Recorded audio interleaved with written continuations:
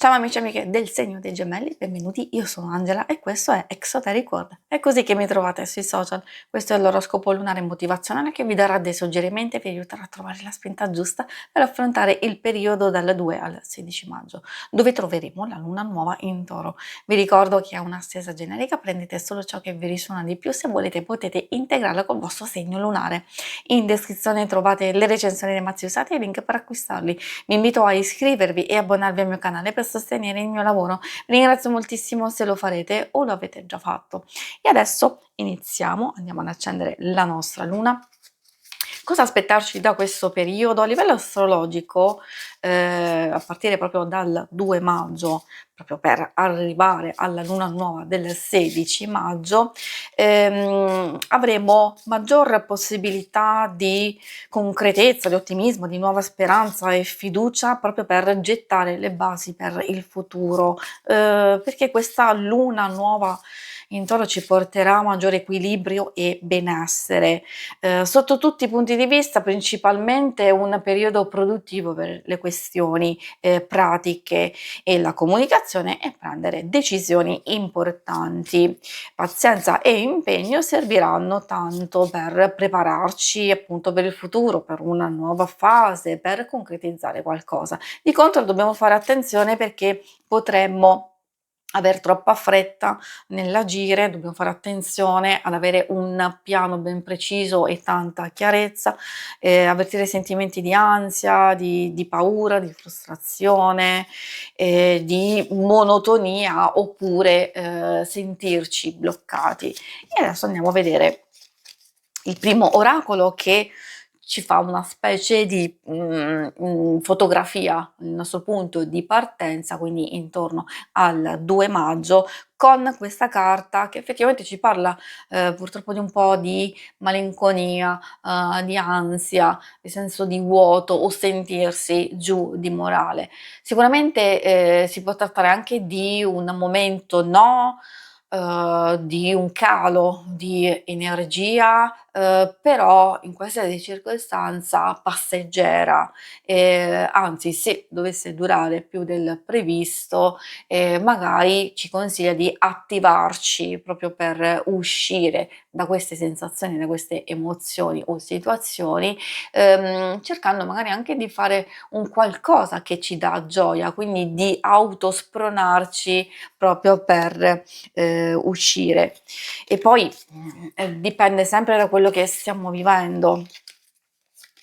È loro ovvio che vedono delle energie generali, io consiglio sempre di adattarle alla vostra vita. La luna dell'unicorno secondo me è molto interessante proprio perché entra in noi, nella nostra vita, maggiore speranza, calma, un episodio positivo, un qualcosa che ci aiuta ad aver più fiducia in noi stessi, a credere nel nostro potere.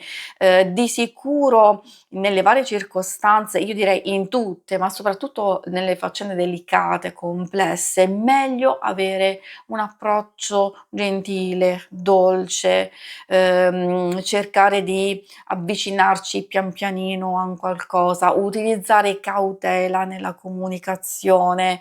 Ci sta dicendo che alcune cose, anche se sono rallentate, dobbiamo portare pazienza perché ci stiamo avvicinando al nostro obiettivo, anche se non è nell'immediato, ma dobbiamo continuare ad impegnarci e ad insistere.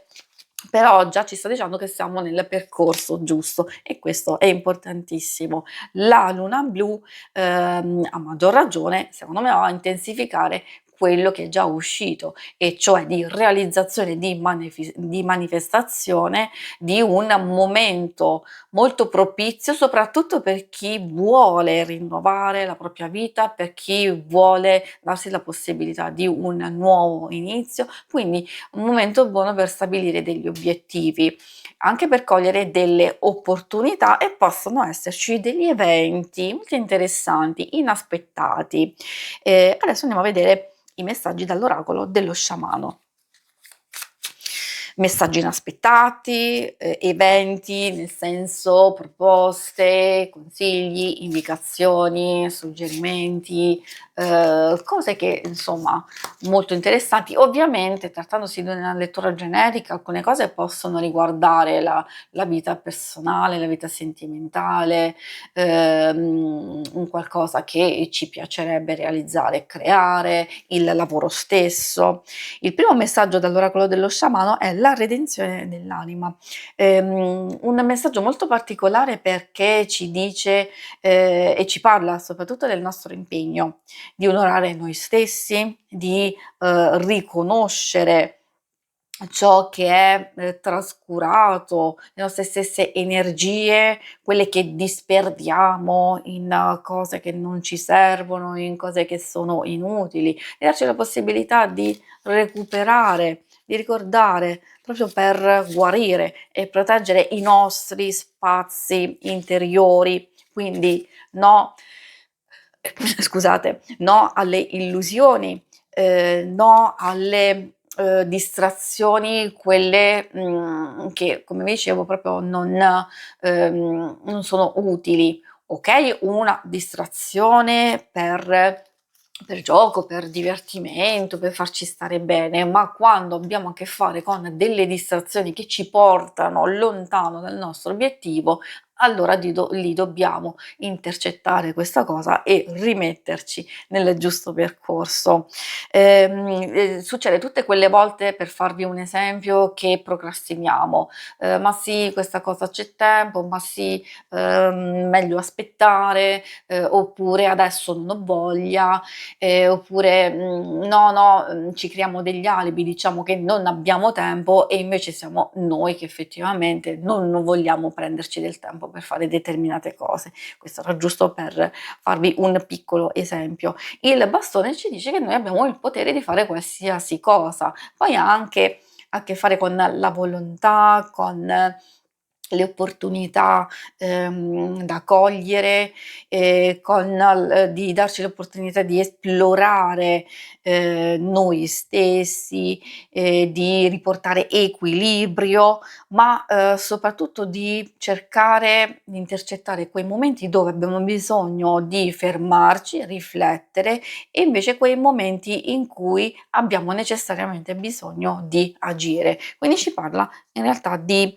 consapevolezza, di fare chiarezza. Ricordatevi proprio che questa luna nuova in Toro ci porta alla possibilità proprio di riflettere, ma per, seguire un piano ben preciso, ben dettagliato, perché altrimenti entriamo nel disordine, nella confusione, ci blocchiamo e non riusciamo a fare nulla. E il gufo è un'ulteriore indicazione, secondo me, proprio di utilizzare la propria esperienza, la propria saggezza, soprattutto di cercare, di vedere ciò che non appare subito e infatti riguarda le intuizioni, le nostre memorie, i segnali intorno a noi.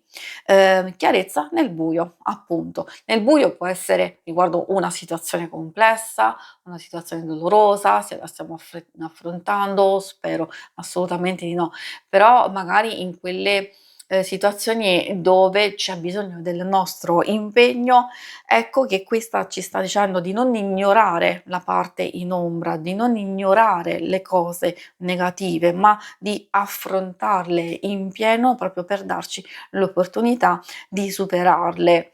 E potreste trovare dei segnali, degli indizi, un qualcosa intorno a voi che può essere, molto utile a questo scopo.